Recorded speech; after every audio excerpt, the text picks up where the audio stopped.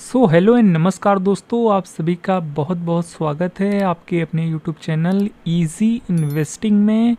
तो बात करेंगे यहाँ पर आज इस वीडियो में एक नए ईटीएफ की लिस्टिंग के बारे में, जिसकी की लिस्टिंग हमें लास्ट वीक देखने को मिली है।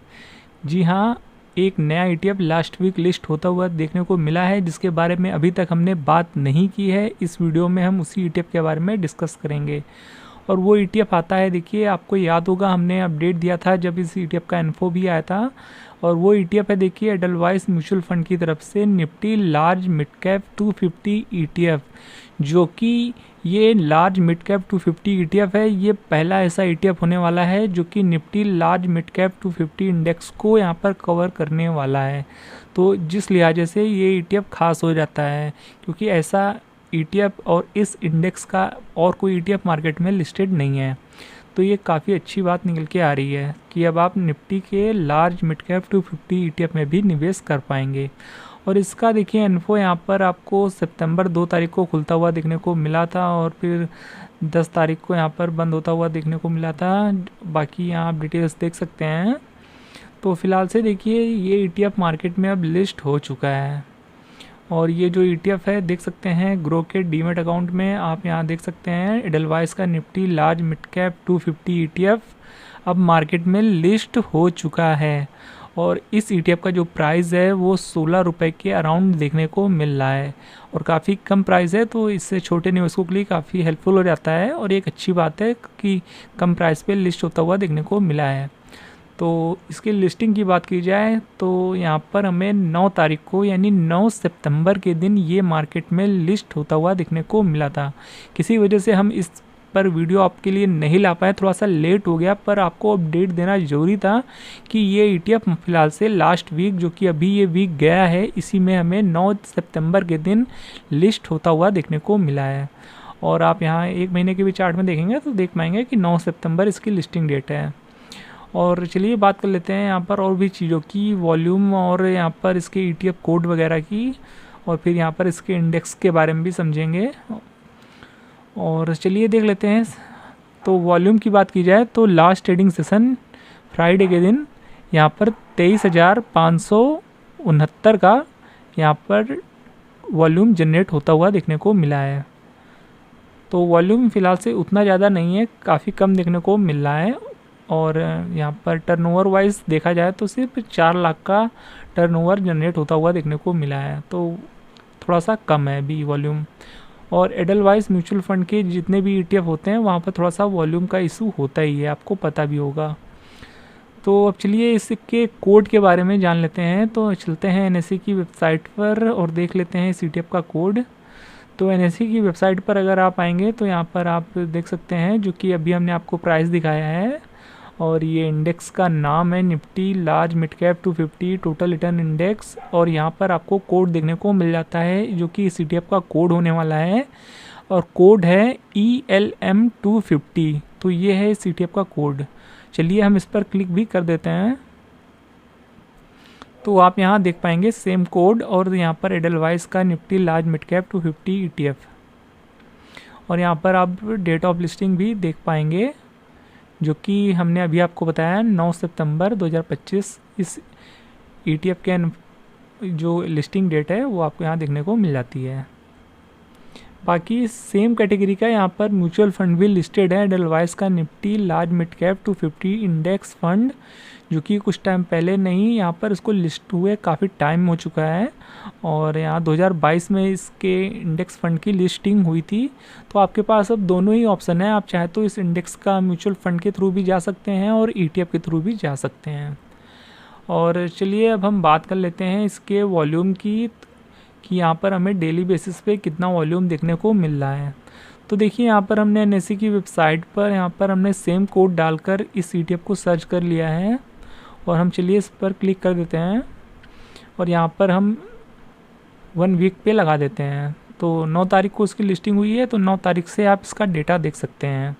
तो अभी इसको 4 दिन हुए हैं ट्रेड होते हुए मार्केट में, 9 तारीख, 10, 11 और 12।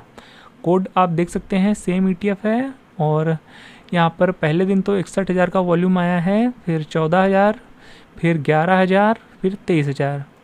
तो वॉल्यूम देखिए कम है। पहले दिन तो ठीक थोड़ा आया था, उसके बाद वॉल्यूम कम होता हुआ देखने को मिला है।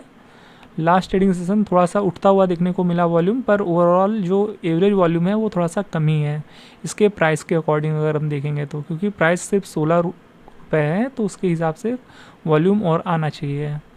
और नंबर ऑफ़ ट्रेड्स भी काफ़ी कम परफॉर्म होती हुई देखने को मिल रही है। तो फिलहाल से अभी ये ETF काफ़ी कम लोग को पता है, मतलब कुछ ही लोग को पता है, तो जिस वजह से यहाँ पर वॉल्यूम का भी थोड़ा इशू है। बाकी एडलवाइस के हमने कहा कि जितने ETF होते हैं वहाँ पर थोड़ा सा वॉल्यूम का इशू होता है, तो इस चीज़ का आप विशेष ध्यान रखिएगा अगर आप इसमें निवेश करने वाले हैं। बाकी डिलीवरी परसेंटेज भी आप यहाँ देख सकते हैं। तो अब चलिए ये जो इंडेक्स है इसके बारे में बात कर लेते हैं। तो ये है Nifty large mid cap 250 index, और यहाँ पर आपको नाम से पता चल रहा होगा लार्ज कैप और मिड कैप के स्टॉक्स होने वाले हैं। तो लार्ज कैप जो होता है वो निफ्टी 1 से लेकर निफ्टी 100 तक के जो स्टॉक होते हैं वो लार्ज कैप के होते हैं, और फिर 101 से लेकर 250 तक मिड कैप होते हैं, यानी 150 मिड कैप के स्टॉक और 100 स्टॉक लार्ज कैप के। तो ऐसे में लार्ज कैप और मिड कैप मिलाकर 250 स्टॉक्स हो जाते हैं।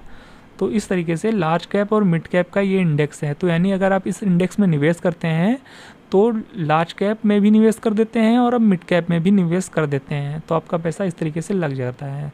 और लार्ज कैप और मिड कैप ठीक ठाक माने जाते हैं, स्मॉल कैप थोड़ा सा वोलेटाइल हो जाता है, थोड़ा रिस्की हो जाता है, पर लार्ज कैप और मिड कैप इन्वेस्टमेंट के लिहाज से अच्छा माना जाता है। और फैक्ट शीट पर जाकर आप क्लिक करके और भी चीज़ें यहाँ पर समझ सकते हैं, पढ़ सकते हैं। और ये है देखिए Nifty large and mid cap 250 total return index, जहाँ पर कि 250 स्टॉक का पोर्टफोलियो आपको देखने को मिल जाता है।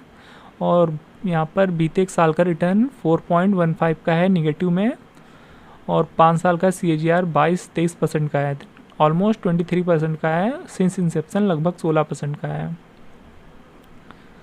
बाकी P रेशियो 25.55 का है, PB रेशियो 3.79%, डिविडेंड यील्ड 1.12%। और यहाँ पर सेक्टरल वेटेज आप देख सकते हैं फाइनेंशियल सर्विसेज का एज़ यूजुअल एक बार फिर से यहाँ पर एक बड़ा वेटेज देखने को मिल रहा है 28.66% का। और बाकी जितने भी सेक्टर्स हैं उनका आप यहाँ पर वेटेज देख सकते हैं, काफ़ी ज़्यादा सेक्टर यहाँ पर आपको देखने को मिल जाते हैं, ऑलमोस्ट सभी सेक्टर कवर हो जाते हैं क्योंकि 250 स्टॉक का पोर्टफोलियो होने वाला है। और टॉप 10 स्टॉक्स की बात की जाए तो HDFC बैंक का सबसे बड़ा वेटेज है, फिर ICICI बैंक, फिर रिलायंस, इन्फोसिस, भारतीय Airtel, L&T, ITC, max health care, BSE और यहाँ पर TCS जैसी बड़ी बड़ी कंपनियाँ देखने को मिल जाती हैं क्योंकि इसमें लार्ज कैप 100 में निवेश हो रहा है। तो सभी निफ्टी 50 और निफ्टी नेक्स्ट 50 भी साथ में कवर हो जाता है। और फिर यहाँ पर मिड कैप 150 कवर हो जाता है आप। और यहाँ पर आप देख पाएंगे इसका जो चार्ट है वो आप देख पाएंगे, अभी थोड़ी सी यहाँ गिरावट है और लाइफ हाई से थोड़ा नीचे कामकाज कर रहा है। और फिर यहाँ पर आप रिबैलेंसिंग की बात की जाए तो जनवरी 31 और जुलाई 31 इसकी रिबैलेंसिंग डेट होने वाली है। तो देखिए यहाँ पर लगभग हमने सारा कुछ बात कर लिया है, अब सारी चीज़ें हमने आपको अपडेट शेयर कर दिया है एडलवाइस की तरफ से आने वाले Nifty large and mid cap 250 ETF के बारे में। बाकी यहाँ पर हमने कहीं भी निवेश की सलाह नहीं दी है, ये एजुकेशनल पर्पज़ के लिए वीडियो था और आपके जानकारी पर्पज़ के लिए था। तो अगर आप निवेश करने वाले हैं इस ETF में तो एक बार अपनी तरफ से एनालिसिस करें और अपने फाइनेंशियल एडवाइज़र की हेल्प लेने के बाद ही निवेश करें।